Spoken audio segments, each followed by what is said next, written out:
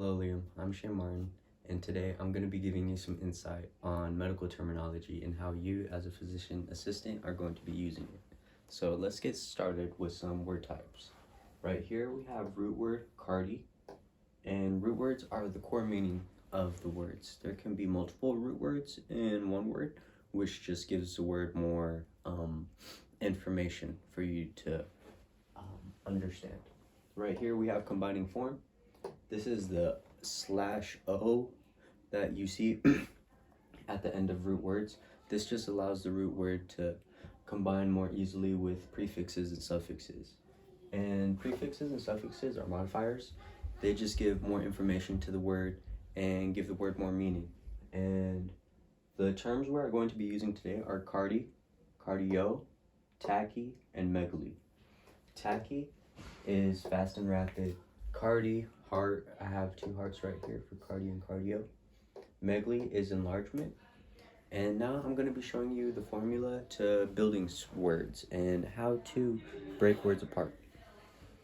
So to build a word, you're going to need a root word, a combining form most of the time, and a suffix. Right here we have cardi, the combining form o, making cardio, and then the suffix megaly. Together it makes cardiomegaly, which means the enlargement of the heart. So when you see cardiomegaly or any other diagnosis, you can familiarize yourself with root words and suffixes to better understand how to break them apart and break them apart more faster and efficiently. Right here we have tachy, cardi, and This suffix of just means pertaining to. Cardi is the root word, and then we have the prefix tachy, meaning fast or rapid. So tachycardia, meaning rapid heart rate. Right here I have a heart with 120 beats per minute, which is fairly fast. And now we're going to go on to some tricky terms, some terms that I found trouble understanding for a little bit. Right here we have dia. My example is dialysis, which is, to put it simply, is the particle going through a membrane, and it's a separation of particles. And we have trans, and my example for it is transdermal, which is through the skin. I have noticed that dia is used more in liquids and trans is used more in solids. The second pair I have is itis and osis. My example for itis is tendinitis, which is inflammation of the tendon. And then my other example for osis is tendinosis, which is deterioration of the tendon. Tendinitis is usually involved with, itis is usually involved with inflammation, which is most of the time caused by blood. And osis is an abnormal condition that's usually not related to blood. And the third pair we have is emia and oma. My example for emia is anemia, which is a blood disorder. And my example for oma is carcinoma, which is a cancerous tumor. So the suffixes oma and emia differ in that emia is a blood condition and oma is a tumor. And you'll run into a lot of prefixes and suffixes that sound the same or have varying meanings.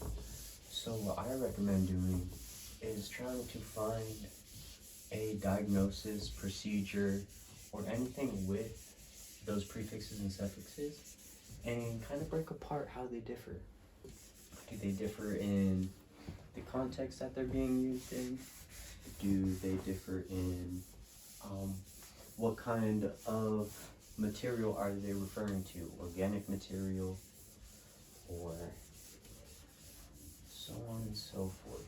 Now we are going to go on to some common prefixes and suffixes. Alright everyone, so to wrap things up, I have right here some common terms, and I'm going to start with gram, graph, and graphy.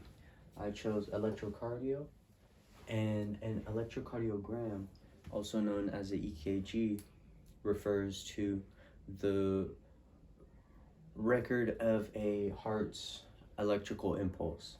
An electrocardiograph is going to be the machine used to create an electrocardiography.